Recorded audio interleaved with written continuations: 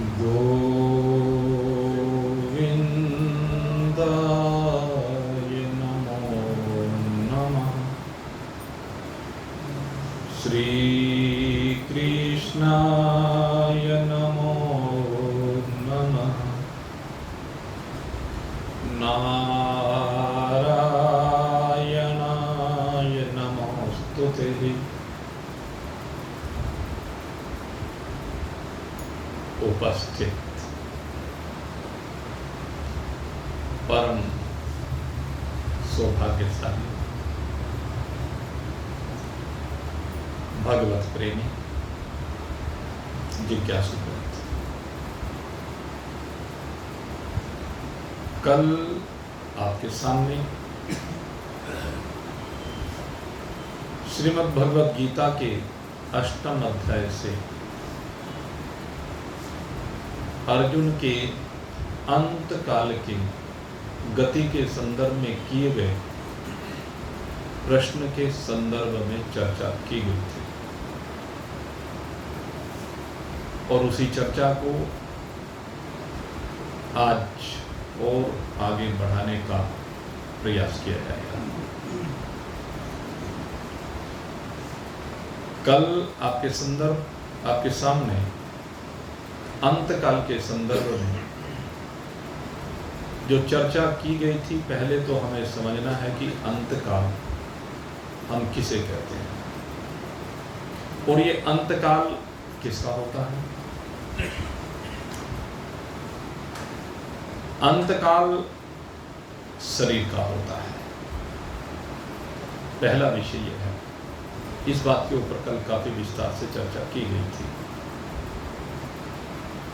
अंतकाल तो शरीर का होता है, लेकिन इस शरीर के अंदर यात्रा करने वाले जीव की भी इस शरीर की यात्रा का अंतकाल होता है। उसकी यात्रा का अंतकाल हुआ है इस शरीर में। अब इस शरीर से आगे क्या, मुख्य विषय ये होता है। जब ये शरीर छूटता है तो इस शरीर के बाद क्या होता है, क्योंकि शरीर तो यही रह जाता है। अगर हम चिंतन करें तो यहां जो शरीर रहता है वो स्थूल शरीर रहता है। 3 शरीर हुआ करते हैं। एक स्थूल शरीर है, एक सूक्ष्म शरीर है, एक कारण शरीर है। स्थूल शरीर की गति तो सब जानते हैं, भस्मांतम शरीर। वेद भगवान कहते हैं कि आखिर में भस्म मात्र का शेष रह जाना, ये स्थूल शरीर की गति है। लेकिन इसके अंदर 2 शरीर और होते हैं। एक सूक्ष्म शरीर होता है। ये जो सूक्ष्म शरीर होता है, इसको अनुभूत तो किया जा सकता है, लेकिन इसका कोई रूप नहीं होता। जैसे वायु अनुभूति का विषय है, उसका कोई रूप नहीं। जैसे आकाश अनुभूति का विषय, उसका रूप कुछ नहीं है। शब्द अनुभूति का विषय है, उसका रूप नहीं है। तो इसी प्रकार से ये पूरे सूक्ष्म शरीर की क्रिया को समझना चाहिए। सूक्ष्म शरीर के अंतर्गत जो 17 तत्व या 19 तत्व कहे जाते हैं, ये सूक्ष्म अंश होता है पंचभूतों का, और इसमें सतोगुण और रजोगुण की प्रधानता होती है। इसमें मुख्य रूप से सतोगुण के रूप में ज्ञानेंद्रिय और अंतःकरण, और रजोगुण के रूप में कर्मेंद्रिय और प्राण। इस प्रकार से 19 तत्व होते हैं। अब यात्रा में इसकी गति की भी बात होती है। ये जो सूक्ष्म शरीर है, ये शरीर इस स्थूल शरीर के निवृत्त होने के बाद भी निवृत्त नहीं होता। ये शरीर ज्यों का त्यों रहता है, क्योंकि अति सूक्ष्म है। और इसके संदर्भ में कहा गया है कि ये ऐसे है जैसे वायु का बुलबुला। लगभग ऐसे परिमाण वाला ये होता है। तो ये जो सूक्ष्म शरीर है, इसकी गति की चर्चा की जाती है। तीसरा होता है कारण शरीर। कारण शरीर माने अविद्या। कारण शरीर माने 3 गुणों की प्रकृति, और इस 3 गुणों की प्रकृति के अंदर ही बैठा हुआ जीव है। क्योंकि 3 गुणों में जब परमात्मा का प्रतिबिंब पड़ता है तो वह चिदाभास कहलाता है, और वह चिदाभास ही जीव होता है। और ये जीव ही एक शरीर से दूसरे शरीर में जाता है, और ये जब एक शरीर से दूसरे शरीर में जाता है तो इस शरीर के संस्कारों को भी साथ में लेकर के जाता है। और इससे पहले जितने शरीरों में इसने यात्राएं की हैं, उनके संस्कार इसमें पहले ही संग्रहित रहते हैं, और ये संस्कार अंतःकरण में संग्रहित रहते हैं। तो यहाँ से जो अंतःकरण ये लेकर के जाता है, उसमें इस शरीर की यात्रा के संस्कार और इसके साथ जुड़ते चले जाते हैं।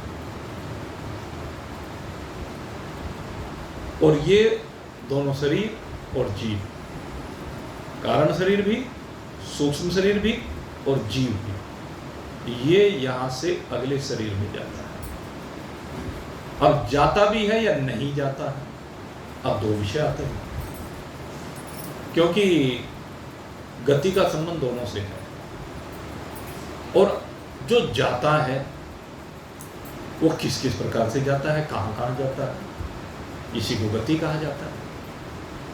तो एक तो स्थिति ये हुई कि इसे जाना है, दूसरी बात हुई इसे कहां जाना,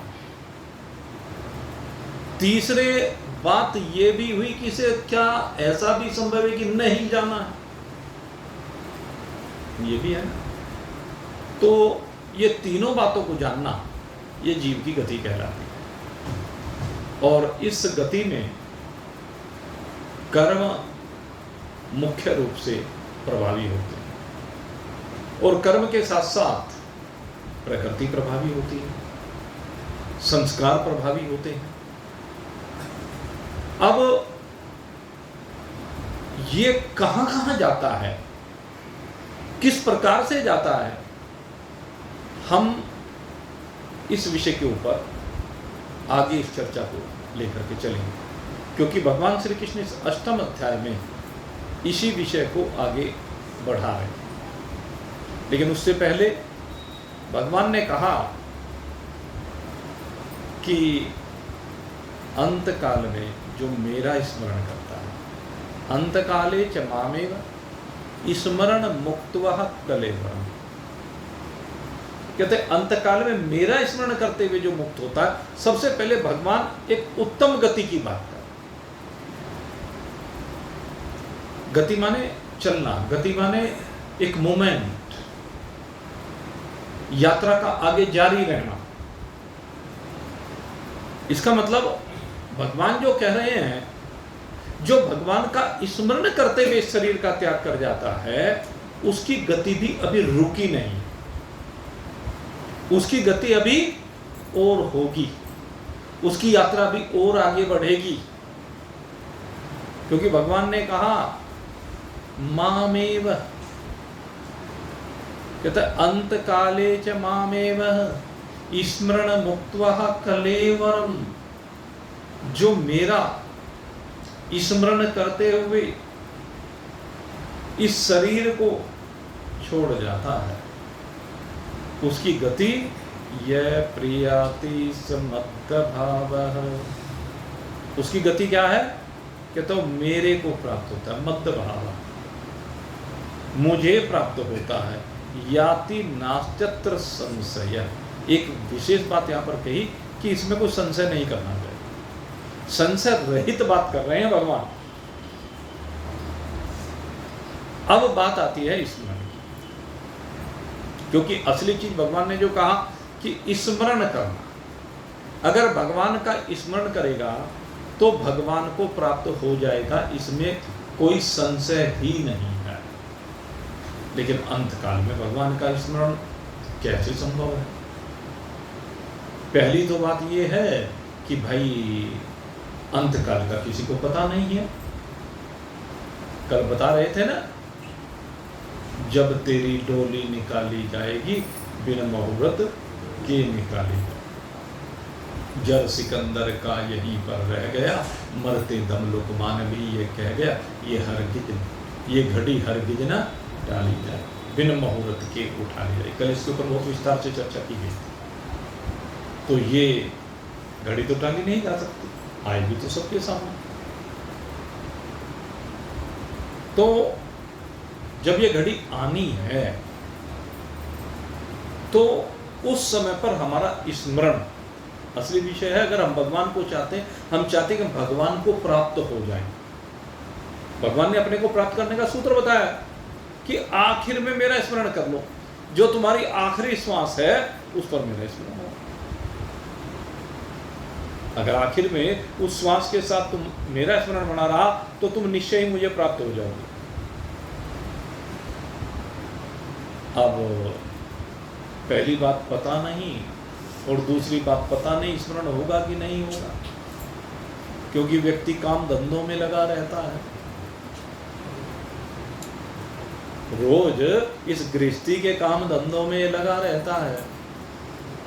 तो ऐसी जो स्थिति है गृहस्थी के काम धंधों में, जब ये लगा हुआ है तो अंतकाल में एकदम अचानक से ठोकर लगी और जयराम जी की हो गई।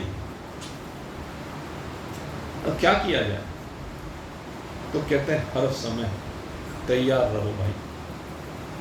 हर क्षण के बारे में मन में ये भाव रहना चाहिए कि हो सकता है यही मेरा अंतिम क्षण हो। और जब ये अंतिम क्षण हो सकता है, हर क्षण को जब हम अंतिम क्षण मानेंगे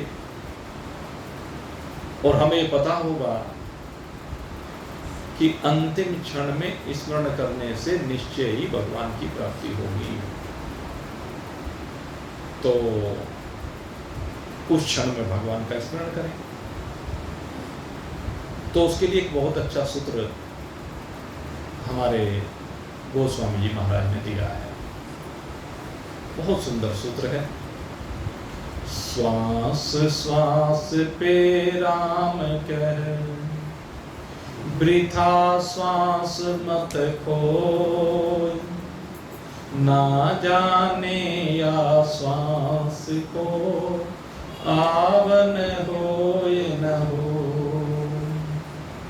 श्वास श्वास पे राम कह, वृथा श्वास मत खो, ना जाने या श्वास को आवन होए न हो।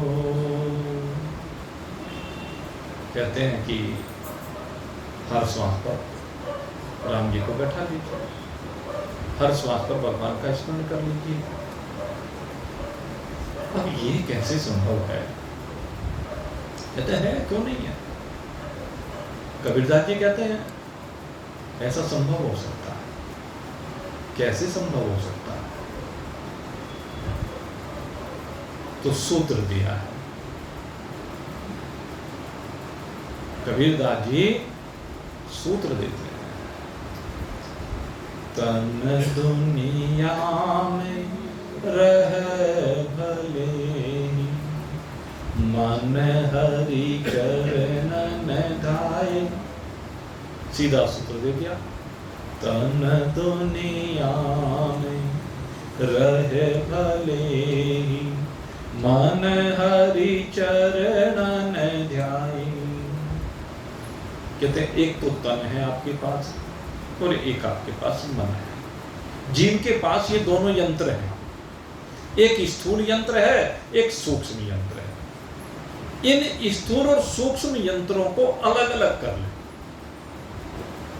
ये जो स्थूल और सूक्ष्म हैं, यंत्र हैं, दोनों को अलग अलग कर ले। कल जैसे बताया था ना, मैं और मेरा, तो इन मेरों का भी विभाजन कर ले, क्योंकि ये तो दोनों मेरे हैं। तन भी मेरा और मन भी मेरा, दोनों में मेरापन है, मैंपन नहीं है। तो कहता है इस स्थूल तन को और सूक्ष्म तन को, दोनों को अलग अलग विभाजन कर, दोनों को अलग अलग देख दृष्टावन करके। जब तू दोनों को अलग अलग कर लेगा तो देखा कि दोनों अलग अलग ढंग से क्रिया कर रहे हैं। शरीर की क्रिया अलग चल रही है, मन की क्रिया अलग चल रही है। अब कई बार क्या होता है, जैसे जब आप हाथ में माला लेकर के ध्यान करने बैठते हैं, जाप करने बैठते हैं, तो क्या होता है, हाथ में माला होती है, वाणी से जाप हो रहा होता है, और मनवा तो तेरा चहुदिशी फिर, कर में तो माला फिरे और मनवा तेरा चहुदिशी फिर। ये बात तो आप मानते हो कि नहीं मानते हो? तो इसमें तन और मन अलग अलग हुआ कि नहीं हुआ? अब मैं तो यही अलग करने के लिए कह रहा हूं। कबीर दास जी कहते हैं, मैं यही तो तुम्हें अलग करने के लिए कहता हूं। जिसको तुम बार बार अलग करके रखते ही हो, बस उसे देखना सीख जाओ। ये दोनों अलग अलग तो तुम बार बार करते ही हो, अपने आप ही कहते हो, अजी मन तो पता नहीं कहां कहां धक्के खाता है। बस यही थोड़ी सी समझ बनाने की जरूरत है। तन तो तेरा, कर में तो माला फिरे, फिरती रहो, लेकिन मन पता नहीं कहां कहां धक्के खा रहा है। बस इसे उल्टा कर दो। कर यानी शरीर, वैसे करा तो कहते हैं, लेकिन यहां शरीर से था। कहते तन दुनिया में रहे भले, तेरा तन दुनिया में रहे, खूब धक्के खाए तन तेरे। यहां उल्टा बस ये करना है, तन को तो दुनिया में धक्के खाने के लिए छोड़ दो। धक्के खाने से मतलब क्या है, तन को तो दुनिया के काम करने दो। जिस शरीर के लिए जो काम भगवान ने सौंपा है, जो भी कुछ निर्धारित कर रखा है, तन से होने दो। लेकिन जो मन तेरा धक्के खा रहा है, उसको दिशा दो। धक्के मन को नहीं खिलवाने हैं, धक्के तन को खिलवाने हैं। ये एक डाइवर्जन है, ये एक दिशा का परिवर्तन है, और जिसने ये दिशा बदल दी ना, उसकी दशा बदल जाएगी। मन अगर धक्के खाना बंद कर दे, तो आप देखेंगे तन भी धक्के खाना बंद कर देगा। सीधी सी बात, समझाना इस मन को है, इस मन को लगाना है। काहे में लगाना है? परमात्मा स्मरण में, परमात्मा ध्यान में, जिससे परमात्मा का ध्यान बना रहे, ऐसी क्रियाओं में लगाना है इस मन को। और जब एक बार लगने लगेगा, फिर कहीं लगाने की जरूरत नहीं, अपने आप ही भागा फिरेगा फिर तो उसी में। जहां एक बार ये लग जाता है, फिर तो उसमें अपना आप ही भागा फिरता है। तो एक बार प्रयास करके इसको भगवान में लगाने का अभ्यास बना। अगर एक बार आपने इसको लगाने का अभ्यास बना दिया, तो फिर ये उसी में लगा फिरेगा। ये संसार की उथल पुथल से बाहर निकल जाएगा, क्योंकि संसार में तो माया की उथल पुथल हो रही है। लेकिन मन को समझाओ, ये उथल पुथल है माया की, ये उथल पुथल माया की है, हमको मतलब क्या? इस माया की उथल पुथल से हमें क्या? पाकिस्तान में क्या हो रहा है, अफगानिस्तान में क्या हो रहा है, इराक ईरान में क्या हो रहा है, वहां के लोग क्या कर रहे हैं, हमें क्या? हमारा कोई मतलब नहीं होता। पड़ोसी के घर में क्या हो रहा है, हमें कोई मतलब नहीं होता। मुजफ्फरनगर के लोगों के घर में क्या हो रहा है, हमें मतलब नहीं है। बंबई वालों के घर में क्या हो रहा है, हमें मतलब नहीं है। उथल पुथल तो वहां भी हो रही है ना, काम धंधे तो वहां भी हो रहे हैं ना। बस यही बात समझने की है कि भाई ये उथल पुथल तो होगी। जब ये उथल पुथल हो रही है, उस उथल पुथल में तू मत उथला पुथला फिर। समस्या कहां है? उस दूसरे की उथल पुथल में तू उथला पुथला जो फिरता है, समस्या वहां होगी। इस बात को सुनो। और ये उथल पुथल का कारण है विषयों की चाहत। उथल पुथल इसलिए हो रही जीवन में कि हमारी भोगों की चाहत है, हमारी विषयों की चाहत है, इन विषयों को भोगने की चाहत है, शब्द को, स्पर्श को, रूप को, रस को, गंध को। इन विषयों को जब हम भोगना चाहते हैं तो उन विषयों का एकत्रण करना चाहते हैं।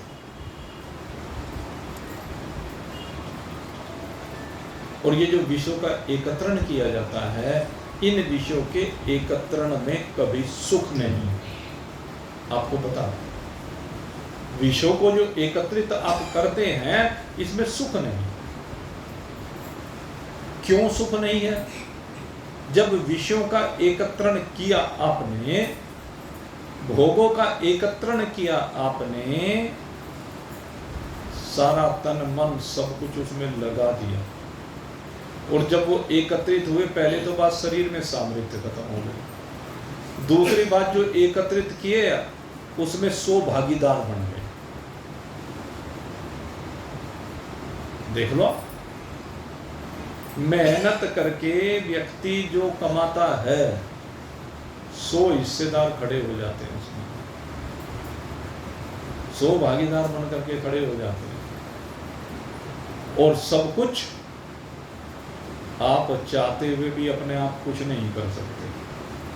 कभी कोई दिखाई देगा, कभी कोई दिखाई देगा, कभी कोई दिखाई देगा, कभी परिवार दिखाई देगा, कभी समाज दिखाई देगा, कभी धर्म दिखाई देगा, परोपकार दिखाई देगा, कथा दिखाई देगी, भंडारा दिखाई देगा, तीर्थ यात्राएं दिखाई देंगी, व्रत, उपवास, दान इत्यादि दिखाई देंगे। तो कितने भागीदार को गिनती कर सकते हो क्या? कितने फील्ड हैं आपके?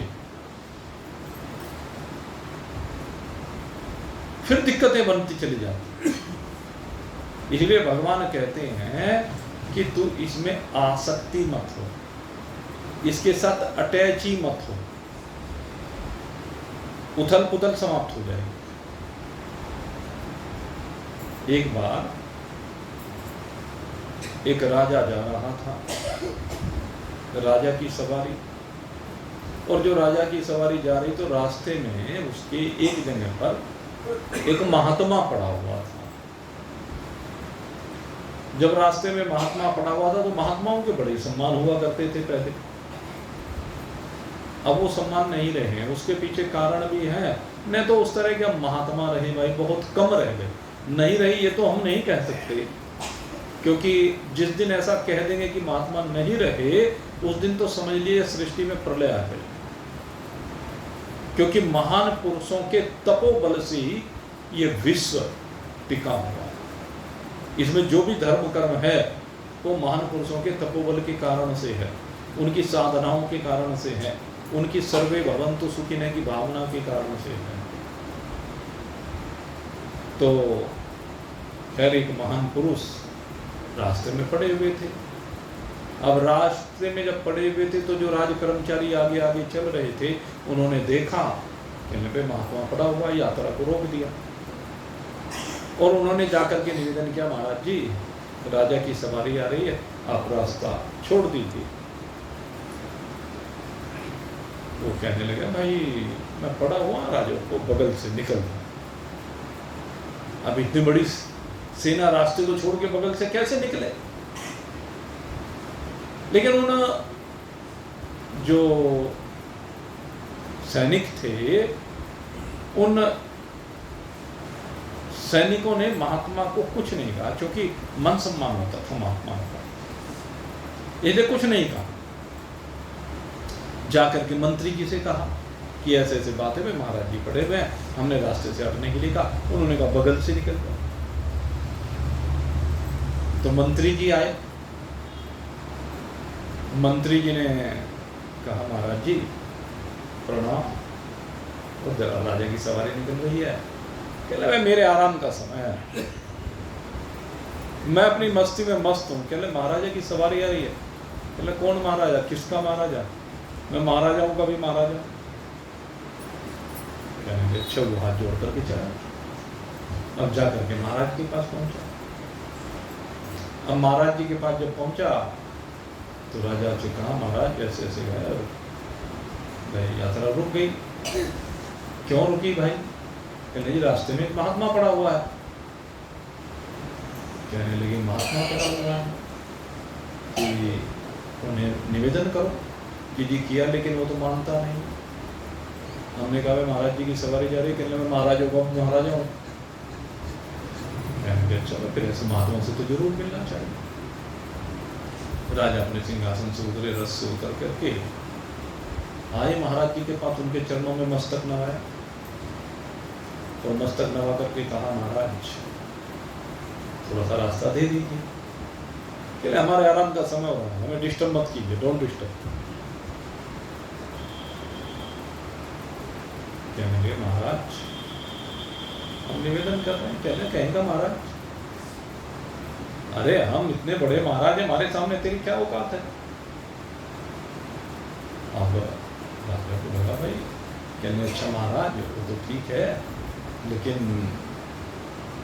आप कहाँ के महाराजा हैं? कहने लगे तू कहाँ का महाराजा है?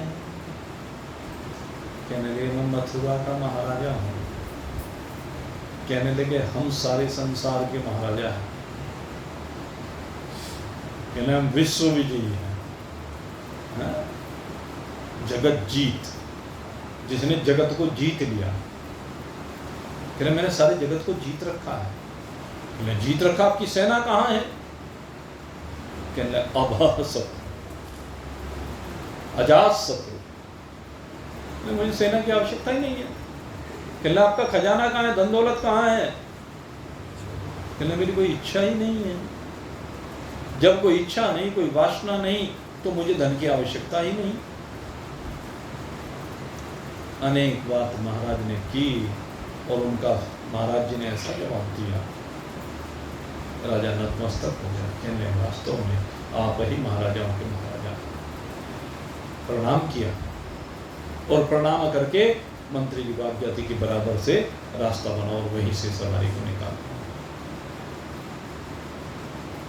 तो जिसकी कोई इच्छा नहीं है, उसके मन में कोई संकल्प ही नहीं है। मन के जो संकल्प हैं वो इच्छाओं के कारण है। इसलिए इन इच्छाओं को समाप्त कर दीजिए, मन डाइवर्ट हो जाएगा। जैसे जैसे हमारी इच्छाएं समाप्त होती चली जाती हैं, मन को दिशा मिलती चली जाती है और दशा सुधरती चली जाती है। और मन को दिशा कौन सी देनी है?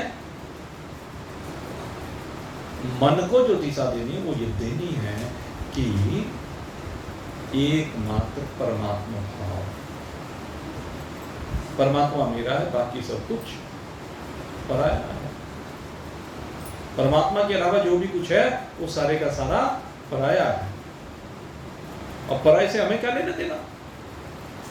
हमारा परमात्मा है। और जिसने ये समझ लिया वो हर समय परमात्मा का स्मरण किया रहता है। तो विशेष रूप से तो ये जो श्लोक भगवान ने कहा, ये ऐसे भक्तों के लिए कहा। कहते ऐसे जो भक्त होते हैं भगवान के, कहते मुझे प्राप्त हो जाते। वो अंतकाल में चाहे भगवान का स्मरण कर रहे हों या ना कर रहे हों, दोनों बातें। ये भी बात मैं यहाँ पर स्पष्ट कर दूं, केवल ये जरूरी नहीं है। बहुत से लोग क्या देते हैं, भाई किसी कारण से अंतकाल में वो भगवान का नाम स्मरण नहीं कर पाया, तो कोई बात नहीं, उसमें घबराने की बात नहीं है। उसमें कोई भी भगवान घबराने की बात नहीं है। क्यों घबराने की बात है? क्योंकि सारी जिंदगी वही किया, वो उन्हीं भावों से भावित हो चुका है। उसको तो परमात्मा यहीं रहते रहते मिल गया। ऐसे भक्त को परमात्मा यहीं रहते रहते मिल जाता है। उसके तार परमात्मा से जुड़े रहते हैं, वो परमात्मा से यहीं रहते रहते बातें करता है। परमात्मा उसके पास होते हैं, वो परमात्मा के पास होता है, दोनों के बीच का भेद होता ही नहीं है। तो इसलिए उनकी बात नहीं हो रही। बहुत से लोगों को यहाँ शंका हो जाती है। तो इस शंका का समाधान ये है कि उन्हें तो परमात्मा ऑलरेडी मिल चुका है। उनकी साधनाओं के कारण से, उनके भाव के कारण से, उनकी विषयहीनता के कारण से उनको परमात्मा ऑलरेडी मिल चुका है। जिनको मिल ही चुका है, अब उनकी क्या बात करें। ये बात उसकी हो रही है, कहने लगे जो सारी जिंदगी प्रयास करने के बाद भी, यहां पर भी शब्द का प्रयोग किया, अंत काले च मामेव स्मरण मुक्त्वा कलेवरम, जो अंत काल में भी मेरा स्मरण करते हुए, ये कहा है, अंत काल में भी मेरा स्मरण करते हुए शरीर को छोड़कर जाता है। वो सारी जिंदगी उसे मैं नहीं मिल पाया, सारी जिंदगी उसने प्रयास किया नहीं मिल पाया, या जिसने प्रयास नहीं किया उसे तो मिलता ही नहीं। दोनों विषय हैं यहां पर। एक वो साधक जिसने सारी जिंदगी प्रयास तो किया और उस प्रयास के कारण से अभी तक नहीं मिला, लेकिन अंत काल में भी कहते हैं अगर अचानक उसका भाव बन गया, अंत काल में भी अगर उसने मेरा स्मरण कर लिया, तो कहते हैं वो भी मुझे प्राप्त हो जाएगा। ये यहां पर विशेष बात थी कि अंत काल में भी अगर मेरा स्मरण कर लिया। दूसरी बात कह लें, सारी जिंदगी उसने बुरा ही बुरा किया। अब यहां पर बहुत बड़ी बात आ गई, इस ओर विशेष रूप से ध्यान देने की जरूरत है कि वो सारी जिंदगी भगवान से विमुख रहा, सारी जिंदगी उसने भगवान का भजन स्मरण ध्यान आदि नहीं किया, संकीर्तन नहीं किया, भगवान की लीलाओं का गुणानुवाद नहीं सुना, भागवत को नहीं सुना, गीता जी का अध्ययन नहीं किया, सारी जिंदगी नहीं किया। और अंत काल में किसी कारण से उसको भगवान का स्मरण हो आया। कहते हैं ये कैसे संभव है कि उसे अंत काल में स्मरण बन जाए? क्या तो हो सकता है, कैसे हो सकता है? कहते हैं जैसे भाई एक सेठ जी बीमार पड़ गए और बीमार पड़े हुए बिस्तर पे अब आखिरी श्वासें ले रहे हैं, बहुत पीड़ा हो रही है। तो वो जो उनके बच्चे थे वे पंडित जी के पास गए और जाकर पंडित जी से कहने लगे कि पंडित जी हमारे पिताजी को देह छूटने में बड़ा कष्ट हो रहा है, कुछ उपाय बता दीजिए जिससे उनका कष्ट की निवृत्ति हो जाए। कहने लगे भाई देख, कष्ट की तो निवृत्ति हो या ना हो, पर तुम लोग एक काम जरूर करो। कहने लगे क्या? कहने लगे सेठ जी की मुक्ति हो सकती है, सेठ जी को भगवान मिल सकते हैं। लेकिन कैसे? कहने लगे तुम जाओ और जा करके उनके पास बैठ करके उनको गीता जी सुनाना प्रारंभ कर दो, उनके पास बैठ करके संकीर्तन करना प्रारंभ कर दो। कहते इनको करने से हो सकता है कि उसको भगवान का स्मरण बन जाए। जरूरी नहीं है इसमें भी, अगर नहीं बना तो गति दूसरी, और बन गया तो, इसलिए भी शब्द का प्रयोग किया। अंत काल में भी मेरा स्मरण अगर वो कर लेता तो मध्य भाव मुझे प्राप्त हो जाएगा, इसमें जरा सा भी संशय नहीं है। कहते हैं अगर यदि इससे भी बात ना बने, कोई बेहोशी होकर के पड़ा रहे, ये भी तो हो जाता है। कहने लगे तो एक काम करना चाहिए, यहां बहुत सुंदर बात कही गई है। कहने लगे अगर यदि अंत काल में उसे स्मरण नहीं भी हो रहा है तो किसी संत का दर्शन करा दो उसे। अंत काल में किसी संत का दर्शन करा दो, चाहे वो बोल भी ना रहा हो, लेकिन अगर यदि वो आंखों से संत को देख लेगा तो संत की तपस्या के प्रभाव से, संत का जो तेज होता है उसके प्रभाव से हो सकता है अंतकाल में उसे भगवान का स्मरण हो जाए, क्योंकि संतों का जो तप होता है उसके कारण से भी अंतकाल में स्मरण होता देखा गया है। और यहाँ तक कहा गया, केवल इतना ही नहीं कहा गया, कहने लगे हो सकता है कि उस समय भी संत ना हो, लेकिन कहते हैं जिस समय चिता पर रख करके उसका अंतिम संस्कार किया जा रहा हो, अगर उस अंतिम संस्कार में कोई संत सम्मिलित हो जाए, या कोई बहुत गहरी बात बता रहा हूं, ये बड़ी गुप्त विषय है जो केवल भगवान ने ये कहा है कि केवल मेरे प्रेमी भक्तों के सामने ही इसकी चर्चा करनी चाहिए। सबके सामने चर्चा करने का विषय नहीं होता है, लेकिन कहते हैं भगवान, यहाँ पर वर्णन किया है, कहते हैं अगर यदि जब अंतिम संस्कार हो रहा हो उस समय वहां पर कोई संत पहुंच जाए और संत पहुंच करके उस चिता के सन्मुख हो करके वहां पर उस जीव के लिए स्वस्ति वाचन कर दे, तो उस स्वस्ति वाचन के प्रभाव से भी वो जीव भगवान को प्राप्त हो सकता है। और इसके पीछे वैज्ञानिक कारण, आप ये मत समझ लेना कि ऐसे ही कह दिया क्योंकि शास्त्र सब जगह पर प्रमाण देता है। क्या वैज्ञानिक कारण है? कहते हैं जब तक यहां पर कपाल क्रिया नहीं होती है तब तक ये जीव यहीं पर रहता है और यहीं पर रह करके वो समस्त क्रियाओं को देखता भी है, सुनता भी है, बस व्यक्त नहीं कर पाता है। तो अंत काल में भी अगर यदि उसकी चिता के सन्मुख आकर के कोई महान पुरुष उसके लिए प्रार्थना कर देता है भगवान से, तो उस समय वो यहाँ से जाते जाते आखिर में जब महान पुरुष के मुख से वो भगवत चर्चा का श्रवण करता है, तो उस भगवत चर्चा के श्रवण करने से भी उसको अंत काल, क्योंकि उसका वही है जिस समय वो अब इस देह को छोड़ रहा है, जिस समय पर उसकी कपाल क्रिया हो रही है, जिस समय पर धनंजय नाम का प्राण निकल करके उस जीव के साथ एक रूप होकर के अब यहाँ से आगे की यात्रा प्रारंभ करना चाह रहा है, अगर उस समय संत दर्शन हो गया और संत ने उसके लिए मंगलाचरण किया है, भगवान का स्मरण उसको हुआ है, तो वहां से भी वो भगवान के लोक को जा सकता है।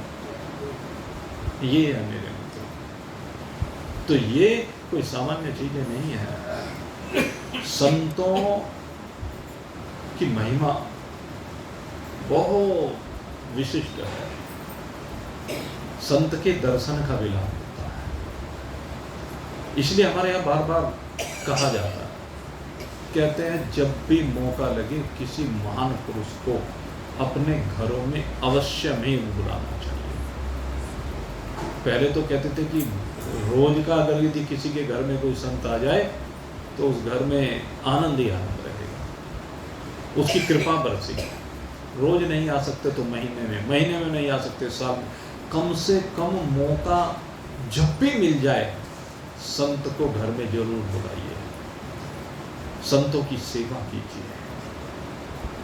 संतों के द्वारा सारा वातावरण पवित्र हो जाता है, सारा कुल पवित्र हो जाता है, सारे कुल के ऊपर कृपा हो जाती है, पितृ तक तर जाते हैं संतों की कृपा से। इसलिए मेरे मित्रों, यहाँ संतों की विशेष महिमा का वर्णन भगवान ने किया है। वो कहते हैं उनकी कृपा से अंत काले जमामि विस्मरण मुक्त्वा करेगा। एक ये बात कही। दूसरी बात एक और कही, कहते अगर यदि किसी को अंत काल में किसी तीर्थ में जाकर के शरीर त्याग करने का अवसर मिल जाए। हमने देखा जब काशी की कथा करने के लिए गए और अयोध्या जी भी हम गए, तो हमने देखा बहुत ऐसे भक्त हैं जो बुजुर्ग हो रहे हैं, वो आकर के काशी में ही रहने लगे। काशी वास कहते हैं, अयोध्या वास कहते हैं। अयोध्या में भी देखा हमने और काशी में देखा। बहुत से लोग ऐसे हैं जो अपना अंतकाल उस भूमि पर व्यतीत कर रहे हैं। तो यहाँ पर इस बात का वर्णन भी आता है कि हमारी जो सप्तपुरियाँ आती, और ये हमारी सप्तपुरियाँ कौन कौन सी हैं? अयोध्या, मथुरा, माया, काशी, कांची, अवंतिका। कौन कौन सी हुई? अयोध्या सबसे पहली पुरी हमारी अयोध्या पहली गई। मथुरा दूसरी पुरी मथुरा। एक भगवान राम की अवतरण स्त्री, दूसरी भगवान श्री कृष्ण की अवतरण स्त्री, तीसरे काशी ही नहीं, पहले माया है। अयोध्या मथुरा माया, तीसरे नंबर पर माया। माया माने हरिद्वार। हरिद्वार का जो शास्त्रों में नाम है पहले, वो मायापुरी है। और मायापुरी क्यों नाम है? क्योंकि ये माँ भगवती की शक्ति पीठ है। यहाँ पर माया देवी का मंदिर है, बड़ा प्रसिद्ध मंदिर है माया देवी का। और वहीं पर उसके निकट ही माँ पार्वती ने भगवान शिव को पाने के लिए बड़ा तीव्र तप किया था, इसलिए इसका नाम मायापुरी है। तो तीसरी पुरी ये हो गई। चौथी पुरी काशी, जो भगवान भोलेनाथ की नित्य निवास स्थली। इस धरा पर भगवान काशी में सदा रहते हैं। पांचवी पुरी कही कांची। कांची, कांची जानते हैं? कांची साउथ में है। और जो भगवान शंकराचार्य की 4 पीठ हैं, साउथ की पीठ धाम पर नहीं है, बाकी 3 पीठ तो धाम पर है। बद्रीनाथ धाम पर है, द्वारिका धाम पर है, अयोध्या वो जगन्नाथ जी धाम पर है। लेकिन चौथी पीठ रामेश्वरम में न होकर के कांची में है। कितनी महत्ता होगी उस जगह की। कांची काम कोटी, इस जगह का नाम ये है। और ये जो जगह पड़ती है, ये मद्रास के पास पड़ती है। मद्रास से तिरुपति बालाजी के रास्ते में लगभग पड़ती है। ये पुरी है कांची। और यहाँ पर माँ भगवती का निवास स्थान है। और यहाँ पर 2 बहुत बड़े बड़े मंदिर हैं, भगवान विष्णु के भी और भगवान शिव के भी। बहुत बड़े बड़े मंदिर, आप कल्पना नहीं कर सकते इतने बड़े बड़े। लेकिन एक बीमारी भी है यहाँ पर। यहाँ पर 2 संप्रदाय के मानने वाले हैं। एक तो शैव संप्रदाय, एक वैष्णव संप्रदाय। जो वैष्णव वाले हैं वो शिव मंदिर में नहीं जाते, जो शैव वाले हैं वो विष्णु भगवान के मंदिर में नहीं जाते। मतलब वहाँ ये संप्रदायवाद जो है ना, इसने इतना आतंक मचा रखा है भक्तों के बीच में। तो दोनों जो है एक दूसरे के मंदिर में नहीं जाते। क्या तो कांची, ये हमारी 5वीं पुरी। अयोध्या मथुरा माया काशी काची अवंतिका। इसके बाद कहा अवंतिका। अवंतिका माने उज्जैनी। अब उसका नाम है उज्जैनी। उज्जैनी जो है वो हमारी 6ठी पुरी है, जहां पर भगवान महाकाल निवास करते हैं। तो 6 पुरियां तो ये हो गई। और 7वीं पुरी के बारे में कहते हैं, पुरी द्वारवती चैव सप्त एता मोक्षदायिका। सप्त एता मोक्षदायिका। 7वीं पुरी कौन है? कहते द्वारिका। द्वारिका एक ऐसी दिव्य नगरी है जो धाम भी है और पुरी भी। ये इसकी सबसे बड़ी विशेषता है। यद्यपि दोनों के बीच में लगभग 30 किलोमीटर का गैप है। आपको बताएं, एक द्वारिका धाम है और एक द्वारिका पुरी है। पुरी तो वह है जहां पर भगवान श्री कृष्ण मथुरा से चले गए थे, वो पुरी कहते हैं। इसीलिए भगवान श्री कृष्ण से संबंधित ये 2 पुरी। भगवान श्री कृष्ण 2 जगह पर रहे, तो इसलिए दोनों पुरी हो गई। भगवान श्री कृष्ण का पुर, रहने का स्थान, और धाम जहां भगवान सदा निवास करते हैं। तो ये 7वीं द्वारिका है।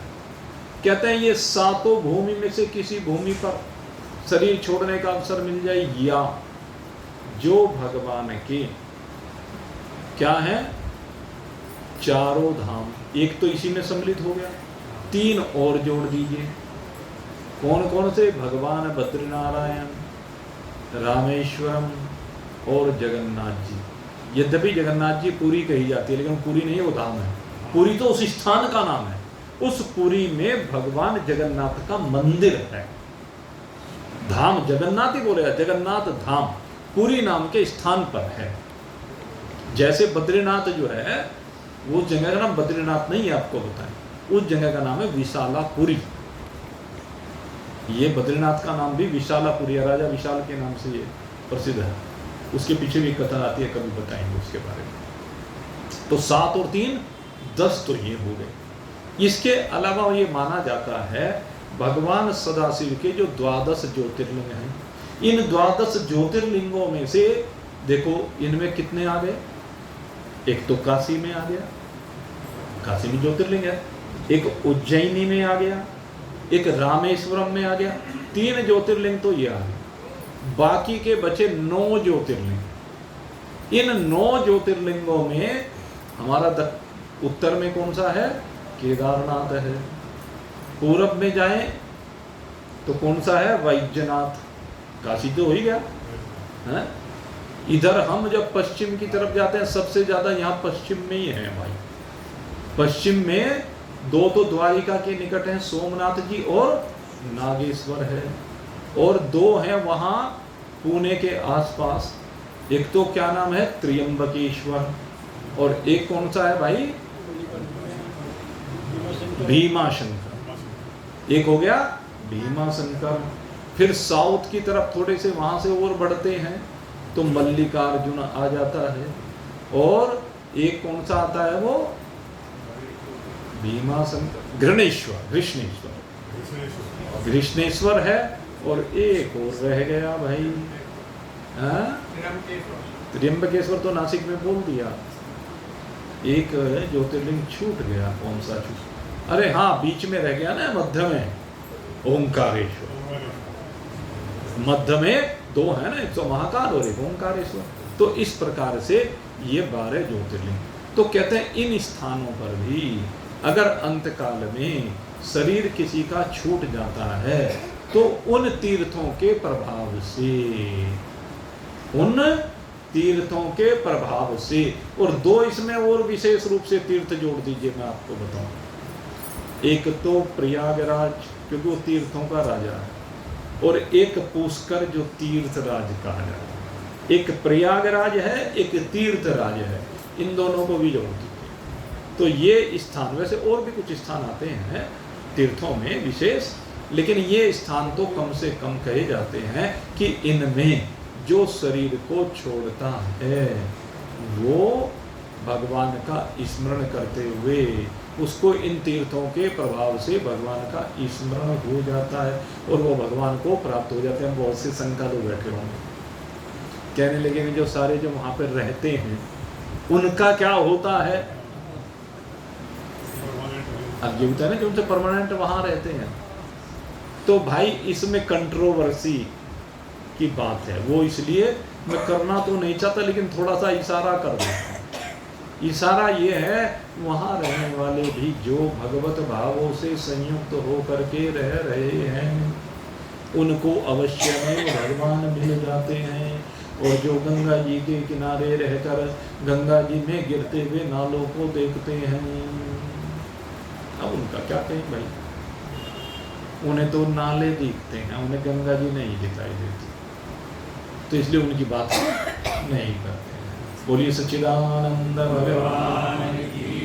चलो बस यहीं पर आज जयराम जी की कर देते हैं। आप सबके लिए बहुत बहुत शुभकामना करते हुए ये अंत काल में भगवान के स्मरण के संदर्भ में चर्चा की गई है, और कल फिर इसी विषय को आगे बढ़ाएंगे। और ये भंडारे की बात कर रहे हैं, ये तो कई दिन है मेरे ख्याल से। इस बार जो भंडारा होगा आपको बता दें वो बुधवार को होगा, क्योंकि इस बार एकादशी 2 हो रही है, और उन 2 एकादशी में जो पहली एकादशी है वो है सोमवार को, लेकिन वो एकादशी व्रत की नहीं है।